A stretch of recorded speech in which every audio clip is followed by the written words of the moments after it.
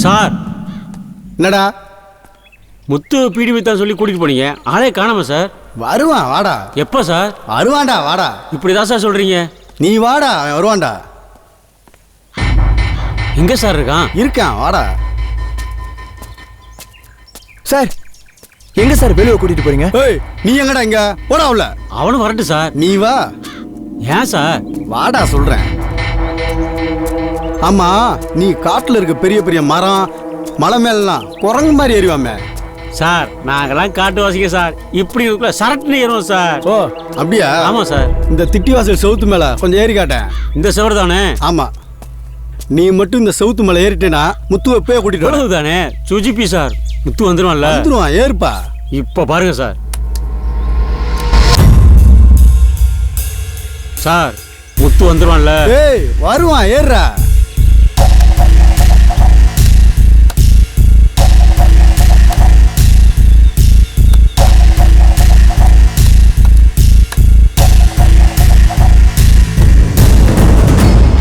Sir, இது போதுமா இல்ல இன்னும் மேலே ஏறணுமா? அதுக்கும் மேல ஏறு. ஏ, வேலை தப்பிக்க பாக்குறான்.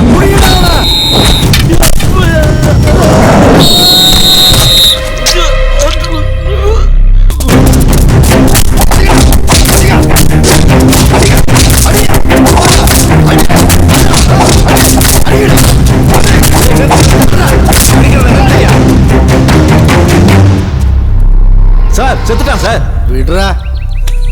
தப்பிக்க பார்த்தான். செவுரேறி குதிக்கும் போது கால் தவறி கீழே விழுந்து செத்துட்டான்னு சொல்லி கேஸை க்ளோஸ் பண்ணுங்க. ஜெயலலிதா நான் பேசிக்கிறேன். யோ, பாடியை தூக்குங்க. தலைவரே, தலைவரே, வேலை செவுத்துல இருந்து கீழே தள்ளி கொண்டுட்டாங்க தலைவரே. வாங்க தலைவரே. ஏன் இவங்களுக்கு விளங்க மாட்டிருக்கீங்க? கோர்ட்ல கை விளங்க மாட்டக்கூடாதுன்னு உங்களுக்கு தெரியாதா? யுவர் ஆனர், இவங்க எல்லாருமே மாவோயிஸ்ட். ஜெயில காவலர்களை தாக்க முயற்சி பண்ணிருக்காங்க. அது மட்டும் இல்லாம லாக்கப் ஆகாம போராட்டம் நடத்தி இருக்காங்க. குற்றவாளிங்கிறத நீங்க முடிவு பண்ணக்கூடாது, கோர்ட்டு தான் முடிவு பண்ணணும். முதல்ல விலங்க கலட்டுங்க.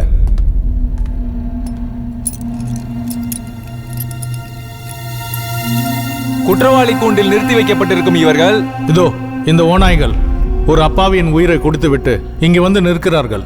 அந்த அப்பாவியின் பேர் அவசரம் வேலு. சட்டப்படி எங்களை காக்க வேண்டிய இந்த சிறை காவலர்கள் வேலுவை படுகொலை செய்துவிட்டு இங்கு எங்கள் மீது வழக்கு தொடுக்கிறார்கள்.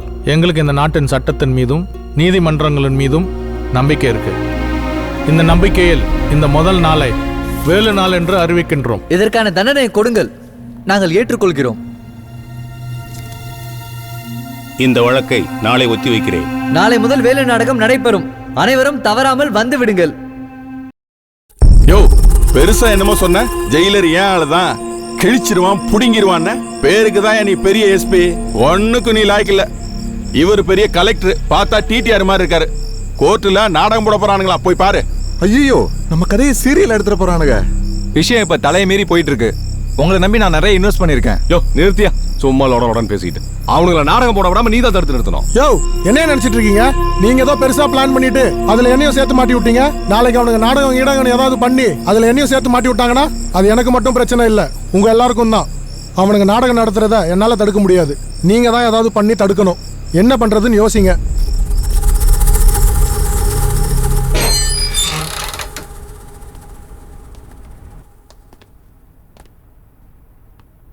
ஓபன் பண்ணுங்க.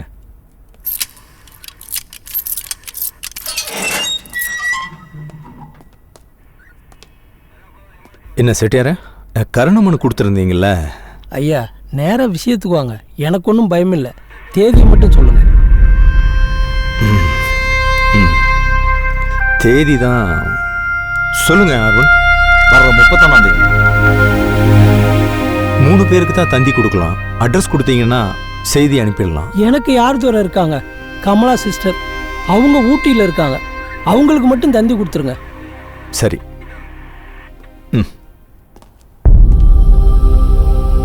செட்டியார, உங்களுக்கு சாப்பிட என்ன வேணும்? கொஞ்சம் மிளகு ரசமும் உதிரி சோறும் கொடுத்தா போதும். ஓகே.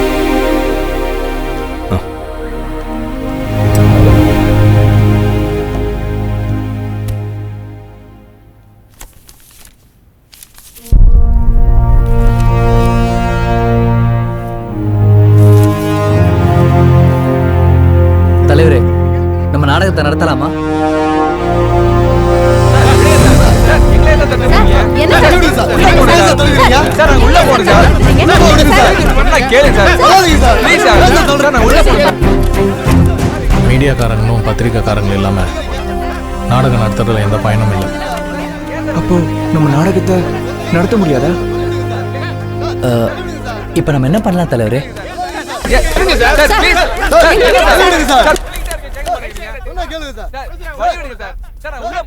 நீதி அரசரே, எங்கள் வழக்கு பகிரங்கமாக தான் நடத்தப்பட வேண்டும்.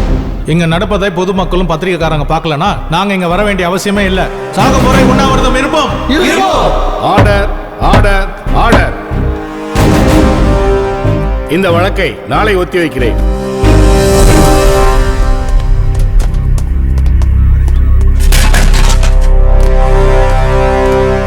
உசிரே போனாலும் ஒரு பருக்கு கூட வாய்க்கு போகாது.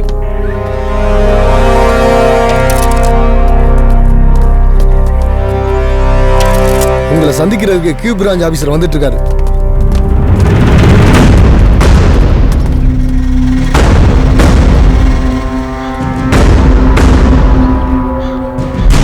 உண்ணாவிரதத்தை கைவிட்டுட்டு வழக்கு நடத்துறதுக்கு ஒத்துழைப்பு கொடுங்க. அதுதான் உங்களுக்கு நல்லது. இந்த உண்ணாவிரதம் சட்டப்படி குற்றம். நீங்க சட்டத்தை படிச்சுட்டு வந்திருக்கீங்க. அதை நாங்க தண்டனை அனுபவிச்சுட்டு இருக்கோம். எங்கள்ல ஒருத்தரா இருந்தாதான் அந்த வழி உங்களுக்கு தெரியும். மிஸ்டர் வாஞ்சிநாதன், நான் என்ன சொல்ல வரேன்னா, இது நீதிபதிக்கும் எங்களுக்கு நடக்கிற விவகாரம். உங்ககிட்ட பேச வேண்டிய அவசியம் இல்லை. போலாம்.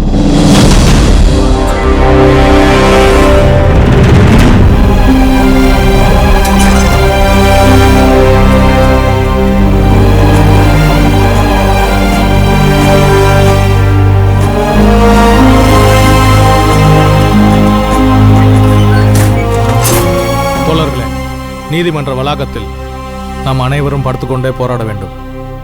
எத்தனை பேர் அடித்தாலும் நாம் எழ மறுக்க வேண்டும். திருப்பி தாக்கக்கூடாது. சரி, போராடுவோம். சரி, நீங்க சொல்ற மாதிரியே செய்றோம்.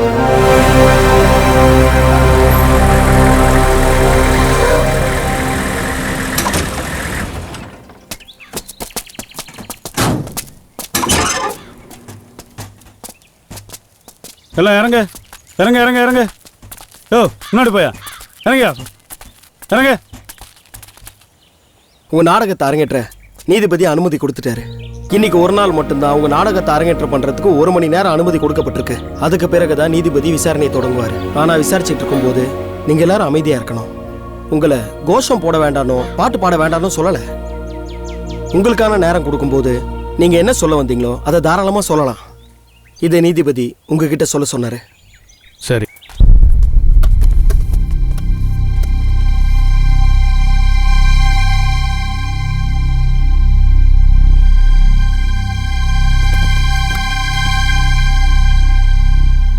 Okay, proceed.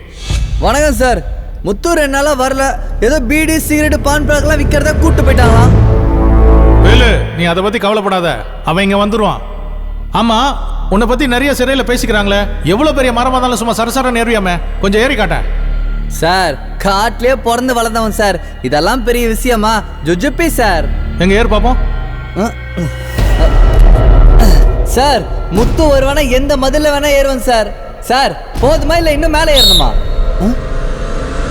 தப்பிச்சு ஓடுற பாருங்க. புடிங்க புடிங்க. சார், என்ன சார் நீங்க தான் ஏற சொன்னீங்க. இப்போ என்னடா தப்பிச்சு போறேன்றீங்க? நான் வேணா இறங்கிறேன் சார்.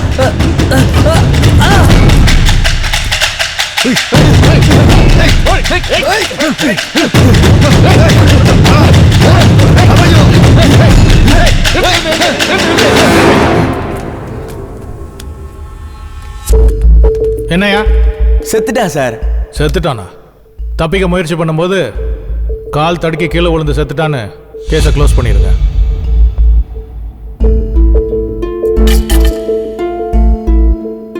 தனி மனிதன் செய்தாலும் அரசு அதிகாரி செய்தாலும் கொலை கொலைதான்.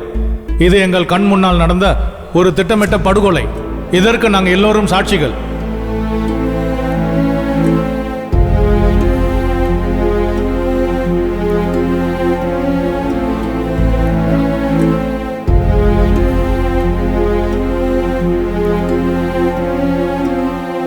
நடந்த சம்பவத்திற்கு காரணமான இந்த ஜெயிலரையும் அதற்கு உடந்தையாக இருந்த காவலர்களையும் இந்த கோர்ட் பணியிடை நீக்கம் செய்ய அரசுக்கு பரிந்துரை செய்கிறது. மேலும் இவர்கள் மேல் குற்றப்பத்திரிகை தாக்கல் செய்து சரியான விசாரணை நடத்த காவல்துறைக்கு இந்த கோர்ட் உத்தரவிடுகிறது.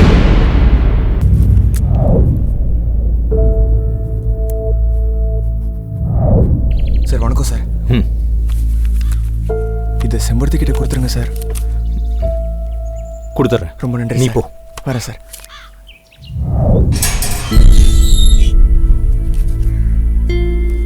இதை குமார் உங்ககிட்ட கொடுக்க சொன்னான். ரொம்ப நன்றி சார்.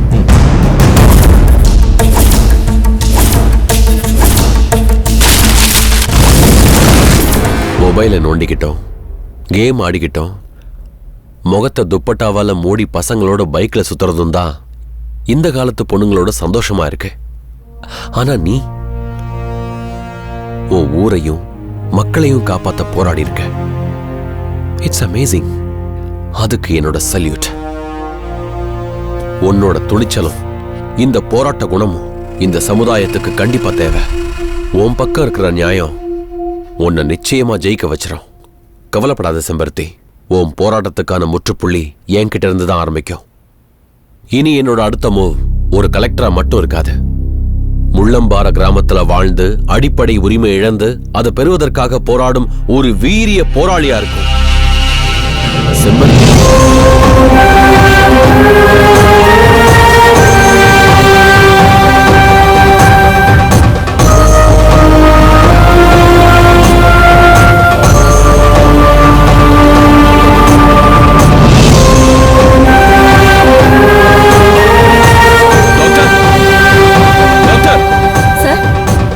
See her.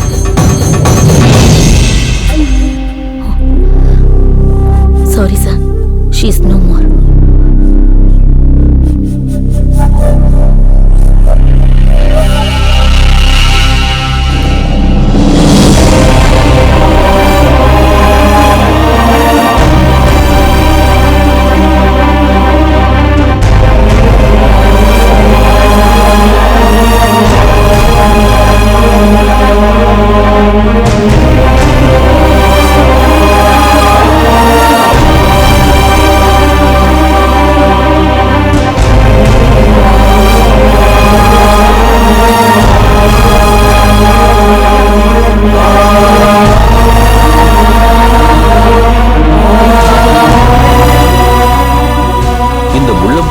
பகுதியில மொத்தம் 30-40 மலை கிராமங்கள் இருக்கு.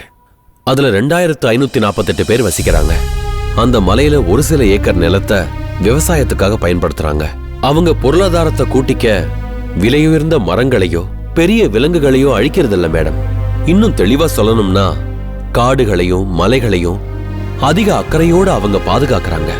அந்த வில்லேஜையும் அந்த மக்களையும் அவங்க அட்டாக் பண்றதுக்கான மோட்டிவேஷன் முள்ளம்பாறை வனப்பகுதியில SP Jamal, DFO Ramanan, ranger Sukumaran, வனக்காவலர்கள் சுரேஷ், பீட்டர் எல்லாரும் காட்டுல ஒரு தனி ராஜாங்கமே நடத்திக்கிட்டு இருந்திருக்காங்க. கவர்மெண்ட் கொடுத்த எந்த வெஹிக்கிள்ஸையும் யூஸ் பண்ணாம அவங்க ஓன் ஜீப்ல ஃபாரஸ்ட்னு ஸ்டிக்கர் ஒட்டிக்கிட்டு இந்த காட்டையே வலம் வந்திருக்காங்க. இந்த கிராம மக்களை டிஸ்ட்ரிக்ட் கலெக்டர் துரைசாமி உதவியோட முள்ளம்பாறை வனப்பகுதிய புலிகள் சரணாலயமா அரசு அறிவித்ததா சொல்லி அப்பாவி மக்களை காலி பண்ண சொல்லிருக்காங்க. அவங்க காலி பண்ண மறுத்ததுனால புலி அடிச்ச மாதிரி ஒரு பொண்ணை கொலை பண்ணி போட்டிருக்காங்க.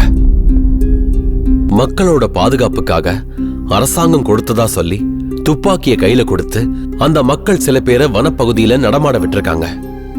அந்த நடமாட்டத்தை பதிவு செஞ்சு தேச விரோத செயல்கள்ல அவங்க ஈடுபடுறதா சொல்லி ஊரையே அடிச்சு காலி பண்ணிருக்காங்க.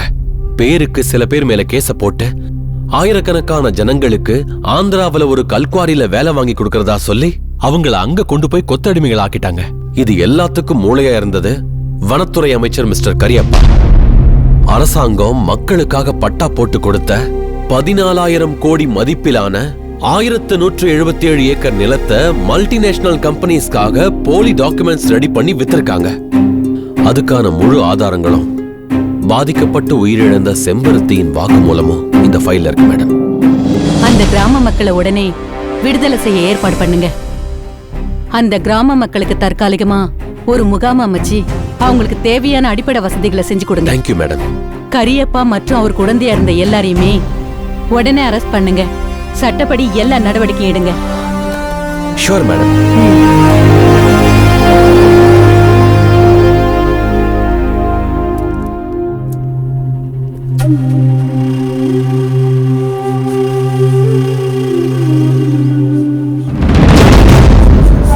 ஏய் Muthu, Kumara, Kariyappa, SP Jamal, collector, jailer இவனை எல்லாம் பணத்தை கொடுத்து ஜாமீன்ல வெளியே வந்துட்டாங்கடா. டேய் என்னடா சொல்ற? ஆமாண்டா. அப்ப சட்டமா அவங்கள தண்டிக்கலனா வேற யார் தண்டிக்கிறது? நாம தான் தண்டிக்கணும். நமக்கு வந்த ஆபத்து இனி நம்ம தலைமுறைக்கு வரக்கூடாது, வரவிடவும் கூடாது. ஒண்ணு அவங்கள கொல்லணும், இல்ல அவங்கள கொல்ல முயற்சி பண்ணி நம்ம சாகணும். இதுக்கு மேல இழக்கிறது நம்ம கிட்ட உசுர தவிர என்னடா இருக்கு? வாங்கடா.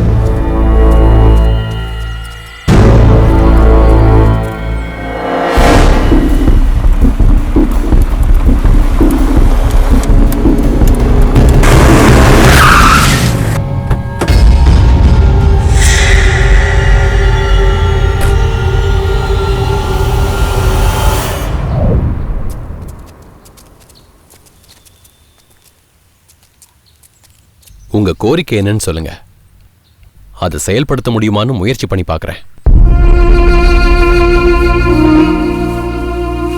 எங்க கோரிக்கையே எங்களோட சார்பா உங்களுக்கு பெரிய நன்றி சொல்லணுங்கிறது தான்.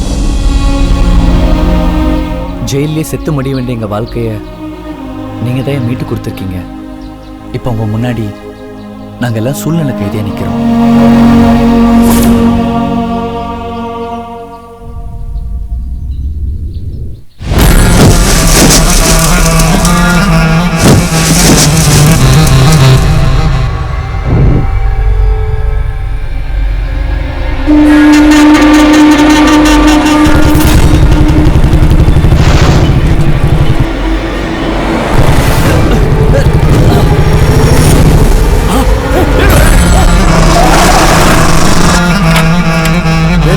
வழிமறைக்கிறீங்க?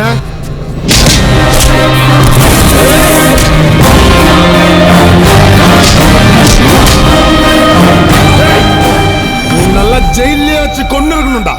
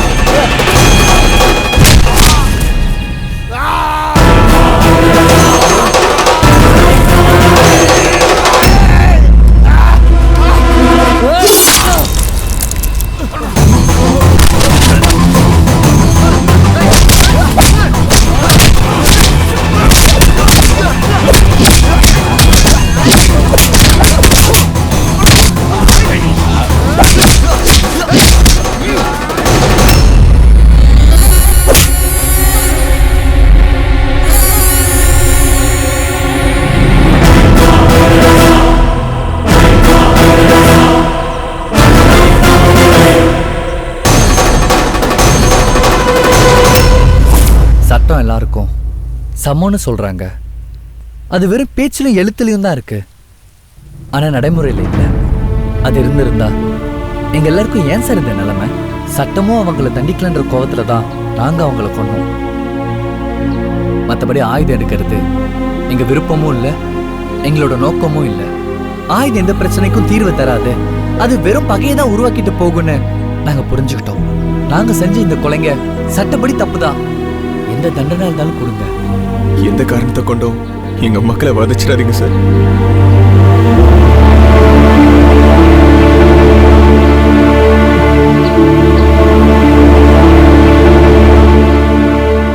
வீறு கொண்டெழுந்த ஒவ்வொரு புரட்சி இயக்கங்களுக்கு பின்னும் ஓர் நீதி மறுக்கப்பட்ட சம்பவம் வரலாற்றுச் சுவடாக படிவதைப் போல் இந்த முள்ளம்பாறை மக்களும் சிறை சென்று தூக்கு மேடையை முத்தமிட்டு மீண்டு வந்து இரத்த சாட்சிகளாய் முள்ளம்பாறையில் இயற்கையுடன் வாழத் துவங்கியுள்ளனர்.